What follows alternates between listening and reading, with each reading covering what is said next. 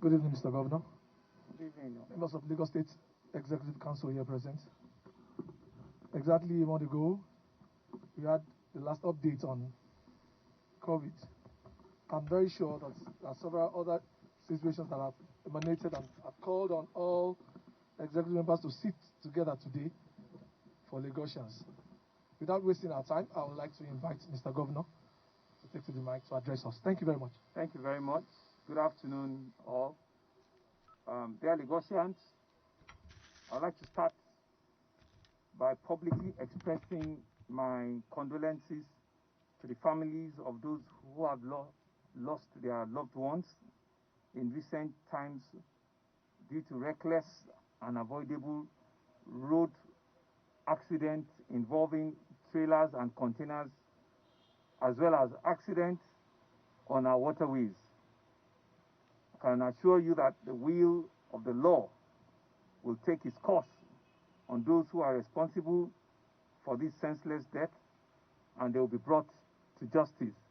And we will also ensure that our safety and rescue and search purposes on our waterways are further enhanced as we go ahead.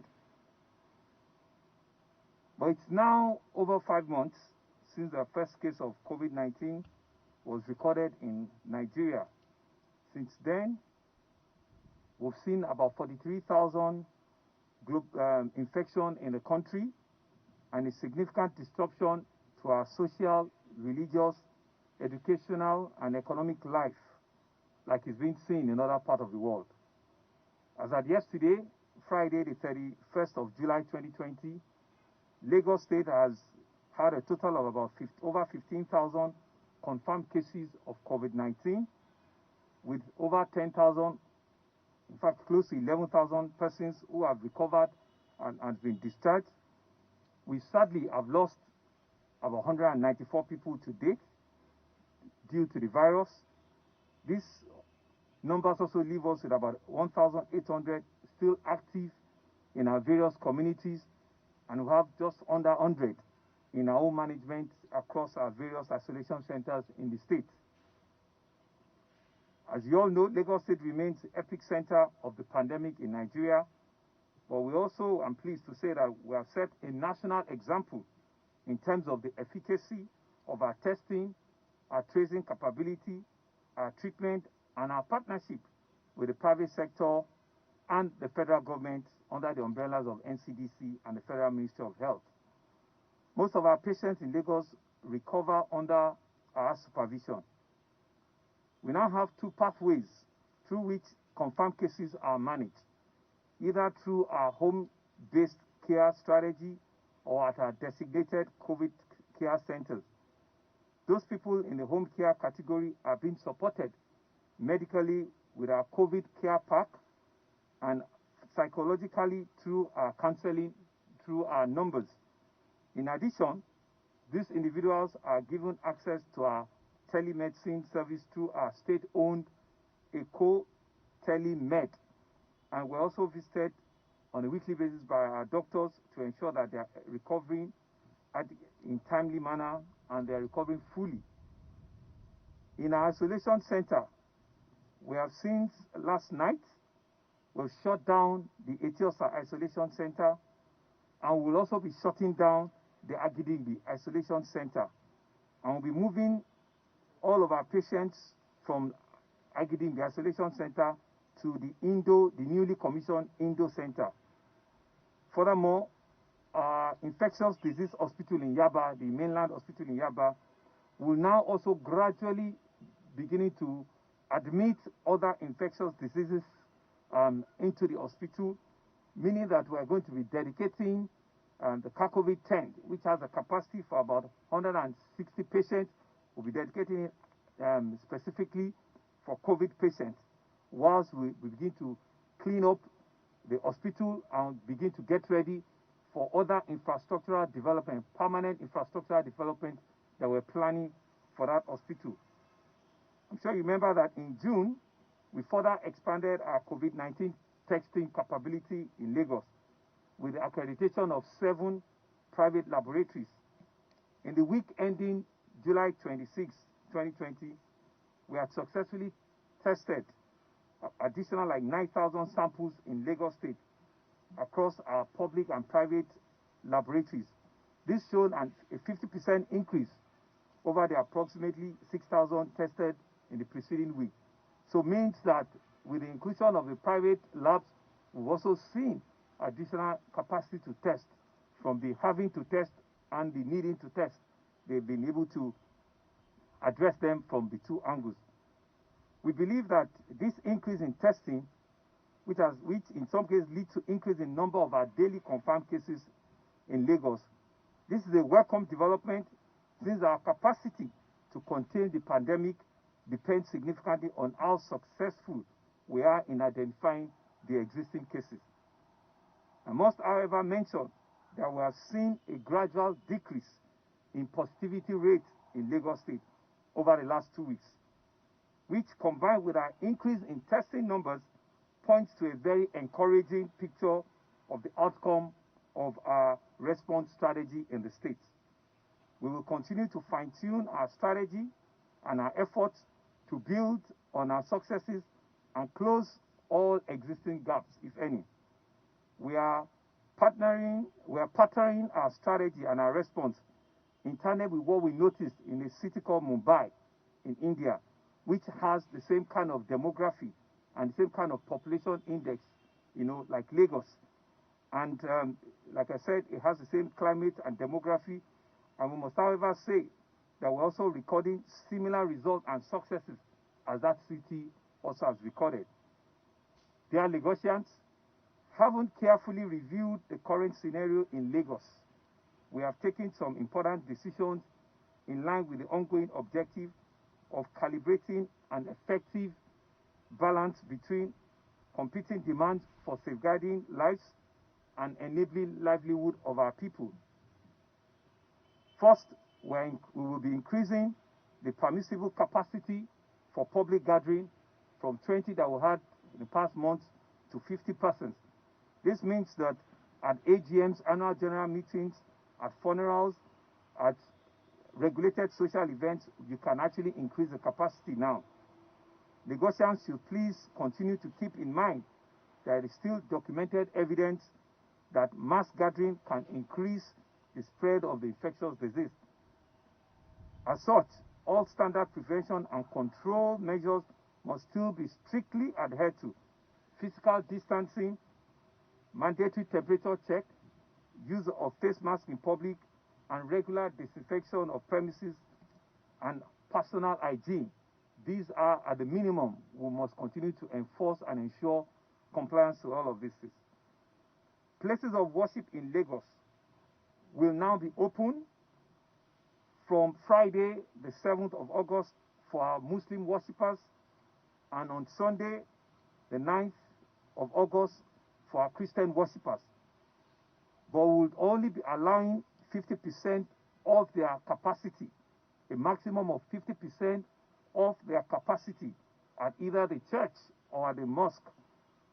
Church who has a Saturday worship day will also be allowed to start holding their Saturday worship.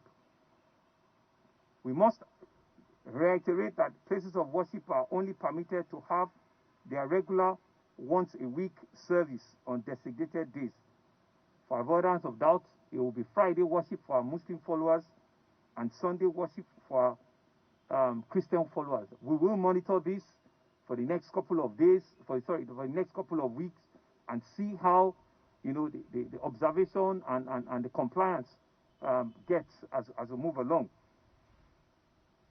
So they are encouraged to have multiple services on that day, but they should restrict it to those designated days for worship.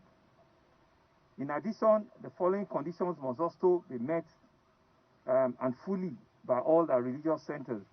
Regular service gathering are permitted to hold. Night vigils and other non-regulars should still be on hold for now. We will recommend and will appeal seriously to our senior citizens. If you are age 65 and above, you are still strongly advised not to attend these places of worship. Still stay back at home. You should consider holding services and gathering in large open spaces, well-ventilated areas, as circumstances of faith and tradition permits you. We should still ensure that no face mask, no entry policy are maintained throughout the duration of the service. We should ensure that regular cleaning and disinfection of the facilities must be carried out to maintain a clean and hygiene environment before, during, and after the service. It is mandatory to provide hand washing facility, hand sanitizers at the various worship places. National emergency numbers and Lagos State emergency COVID numbers also must be prominently displayed at their premises. Handshakes, hugs, high fives are not permitted during service or gathering, and it should be emphasized and displayed at their prayers at the various corners of the places of worship. There must be signposts to show that all of these things are still not allowed.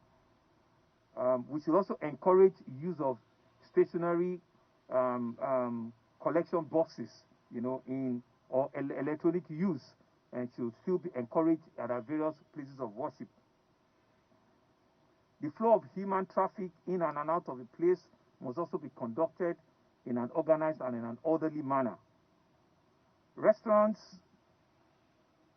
will now be permitted to open for in-dining services from the 14th of August, with a proviso to keep 50% occupancy capacity, meaning that they can now open from the 14th, but ensuring that they keep 50% of their capacity as for in-dining provisions.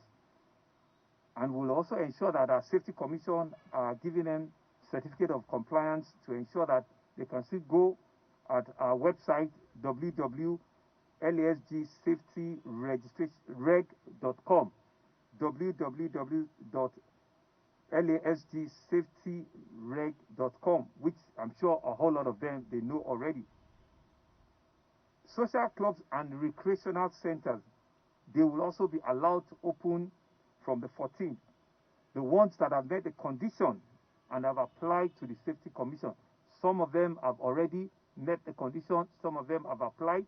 Between now and the 14th, they will go back and recertify them and just ensure that they are ready, and from the 14th, they can be open to their members. Clubs and centers that reopen without complying with these mandatory requirements, they will be shut when our enforcers go around. However, we will still not be able to open nightclubs, cinemas, and game arcades for now, but we'll be observing in the weeks after the first opening how the events have turned before we come back to other social activities around nightclubs, spas, game arcades, and cinemas. We will review in the course of the month to see when they can be in a position to open. As a state government, we will be ramping up our monitoring and enforcement work to ensure that all our guidelines and our directives are complied with forthwith. Regarding our secondary schools, like we did mention in the last address, they will be open on the 3rd, which is on Monday, the 3rd of August, and it will only be open to our SS3 students and our Tech 3 students only. This, we believe, will allow them the 2 weeks before they start the participation, in the 2020 WAEC, which I heard it's been stated to start on the 17th of August. So both the boarding and the day students that are in these categories will be allowed to open, from Monday the 3rd of August. All standard precautions must be put in place by our various school authorities: hand washing, physical distancing, and all of that. Officials of Lagos State will be inspecting and qualifying schools to ensure that they comply with the regulations. The Lagos State government will also be making available face masks to all of our students on the first day of their resumption, just to ensure that there is adequate and full compliance. And we will be monitoring them, as we go along.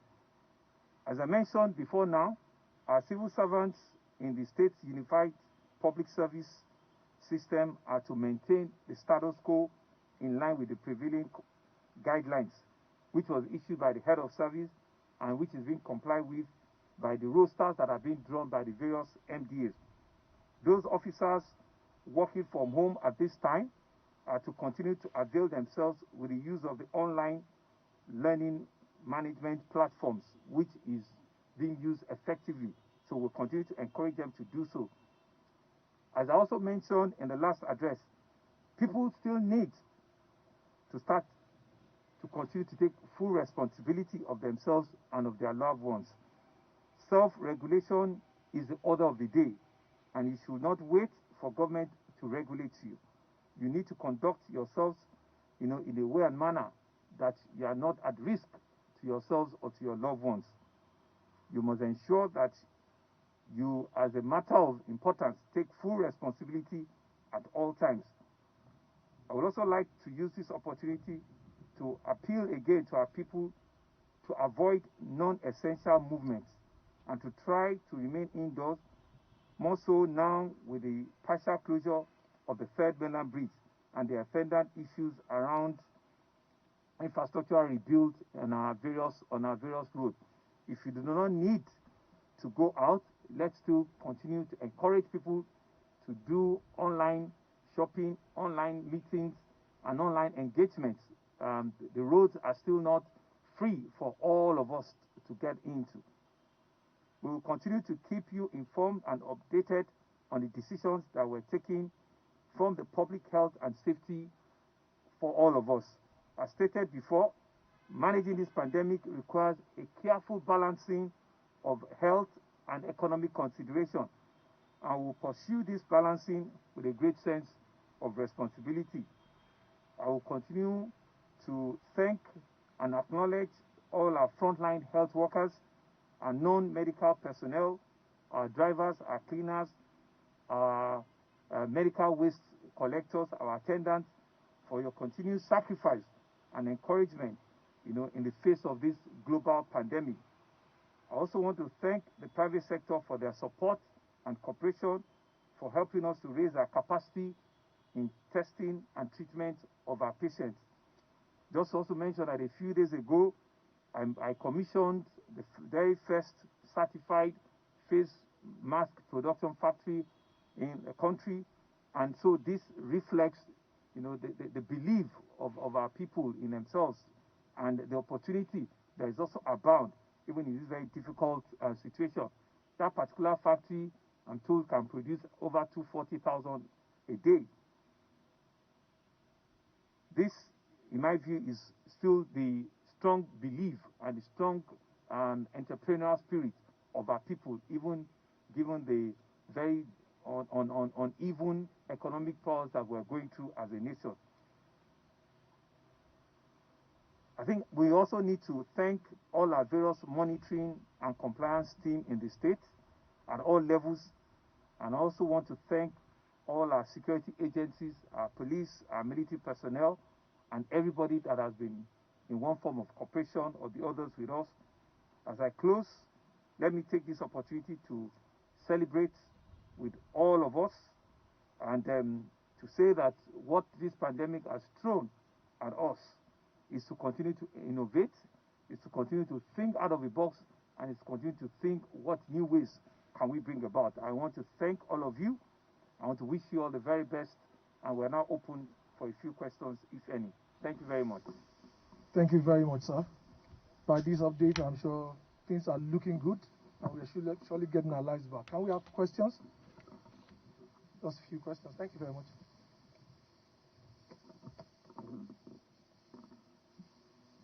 Good evening, sir. My name is Ade Doja. Salam Adeni. I work with TVC News. I would like to know the guidelines of food markets that are already opening on Tuesdays, Thursdays, and Saturdays, and non-essential markets that are opening on Mondays, Wednesdays, and Fridays. What is going to happen to them? Thank you, sir.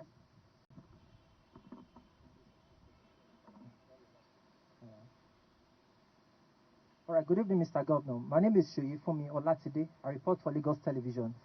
I understand from your previous speech that you've been in constant engagement with stakeholders in the education sector. But from what we understand is that some private schools continued the sessions online for their students.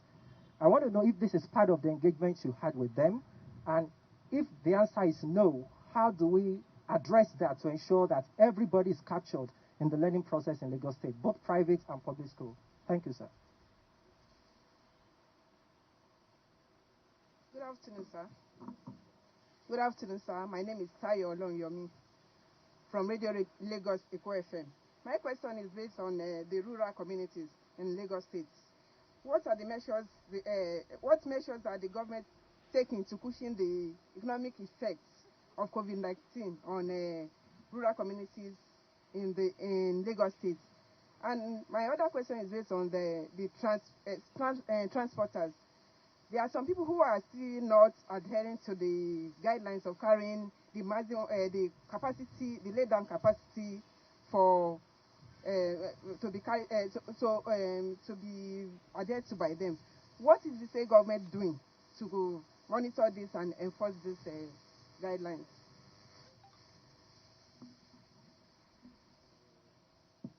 Good evening, Mr. Governor. My name is Ikuku Oyedoku. I report for Captain Television News. So I would like to know from you, in the course of your address, you mentioned that the isolation center in Ethiopia has been shut down, and that of Agidingbi will be shut down as well. Can you tell us exactly why he's been shut down and this one is also going to be shut down?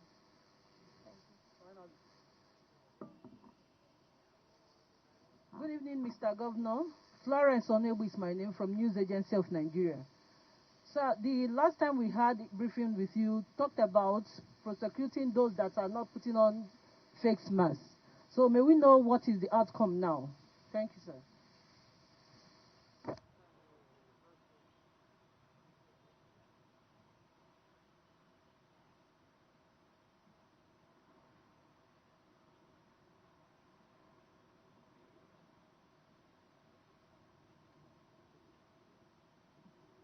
Well, thank you very much. Well, at least there are no medical questions.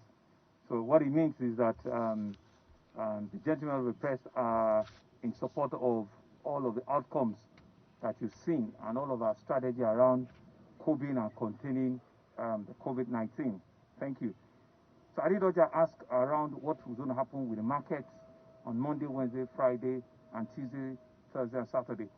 For the next 1 month, we will still keep it as such. But we actually wanted to extend, their time from 3 p.m. to 5 p.m. so that they can still have, additional 2 hours to stretch. But however, because we know that there is still a national curfew in the country, right, which is a direction from Mr. President, the least we can do is to work with the PTF and see, how or over what period, some of those regulations can also be eased. Our view is, the numbers or the positivity rate in Lagos, and like what our analysis, the commissioner is also here, is that in the month of August, we think that it will peak and it will start flattening out. So today is August the 1st, and we believe that that's the kind of thing we'll begin to see. More especially what we've seen, as a group plan in the last 2 weeks or so. So we'll watch that, but the market, we still want them to keep the alternative days, for opening, but we're going to allow them through the Ministry of Local Government, who is in control of market. We'll probably just ease, their closing time. We'll give them additional 2 hours so that they can still make further sales before they close for the day. Educational sector. Right, so yes, it's true, we're engaging with all stakeholders, right? And whilst we have not stopped anybody from having access to online learning capability, we even as government have provided those platforms too for a lot of our own students, for a lot of our own people, right? There's so many radio programs that we've had to sponsor that are learning opportunity for our students on the TV, on radio, and we've bought a lot of appliances that has been deployed to a lot of our schools, Yes, I will not say that we have all of the schools covered fully yet, but we cannot stop, the private schools or other public schools that have the capability to continue to encourage learning, in that space. So it's not something that we're shutting them down. We're actually encouraging them to see how much of revision, how much of skills can come up from there. So it's part of our resolutions with them, our stakeholders. And so we're also doing the same, and we'll continue to wrap up our capability, in that field. You remember the last time we got over 30,000 handheld radios. So the students can actually listen in, and contribute to various forms of online learning, even in the public schools that we have. Tayo, you're asking what palliative or what are we going to do to cities, people in the rural areas. Lagos is actually cosmopolitan. But I'll tell you this, I don't want to state, but there's another round of palliative working with the private sector that I think we're going to be giving out in the coming days, from next week or thereabout. Right. So part of our strategy would be to identify, the people that are below the pyramid, people that are still the most vulnerable in our society, that do not have the opportunity to wrap up their source of livelihood. They will be the ones that these palliatives will be going out to. So this week, indeed, on Tuesday or Wednesday, I'll also begin to share with the private sector, Kakovi, some of the palliatives that, and like you've observed, maybe the rural areas that we should. But indeed, Lagos is extremely very cosmopolitan. But we know the indigent areas that we need to get to and ensure that we encourage them and give them the succor and the welfare packages that they require. I think you talked about transporters not adhering to the rules. The Commissioner for Transport is here. That's one of the reasons why he has actually also joined us here today. And we'll continue to work with the association. It's a collaborative thing. We'll continue to work with the association. We'll continue to work with their various unions. But we know that at some point, right, we need to be able to strike a balance between the economy of it, and the health side of it. To the extent that, we can keep other means, wearing of your face mask, for example, we can keep it, and you can keep less of conversation in some of those buses, and we've not been able to also give them all of the needed palliative. Sometimes some of those rules are not easy to fully implement or to comply with, but we're working, with their unions, and we're seeing where it is actually possible for us to enforce it. We're enforcing it. I think Oyedoku was asking why are we shutting down the Etiosa and the Agidimbi isolation center. Well, so we've run through a model today that shows that the capacity, over the last 4 or 5 months, we have built so much excess capacity, right? But that is only the way to go. You cannot over-prepare, So we'll build that capacity, and it's there. So we've got it to a stage where we need to be able to also be able to balance the economics of it, and which of these facilities do we need to keep running. Some of them now are having less than 20% occupancy. And so with the pooling system, we can actually do a lot, because the medical personnel and all of the infrastructure that is required will continue to run, at those facilities. So, we've looked at the economics of it, and with our private sector, we believe that Etiosa, we should shut it down. We've also shut down one facility also in Lekki, and the one at Agidimi, which hitherto has been dedicated for our frontline health workers. I said that one will be moving down to another new facility that we got, which is the Indo facility, which in our view is even a purpose set-up facility somewhere around Anthony, where we can put them to.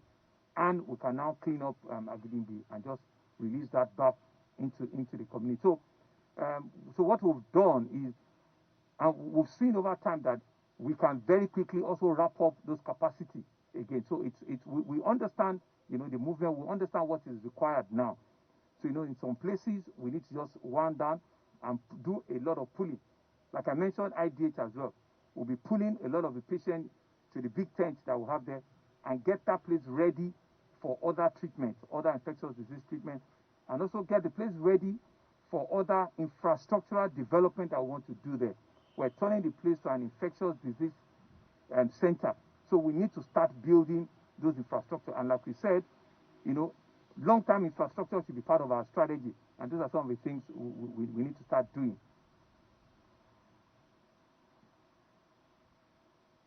I think Florence asked the last question.